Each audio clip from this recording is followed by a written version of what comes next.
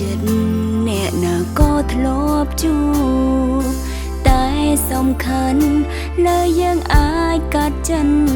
ហើយទុកវាគឺជាស្រមោលអតីតបើកចិត្តតទួយកអ្នកថ្មីពេលខ្លួនឯងចាប់ដើមស្នេហ៍អ្នកក្រោយសូមត្រឹមឲ្យម្នាក់នោះស្មោភក្តីតែគិតខរូបគេក៏ប្រែដោះដៃវៃមិនសល់ឲ្យយើងត្រឹមទឹកភ្នែក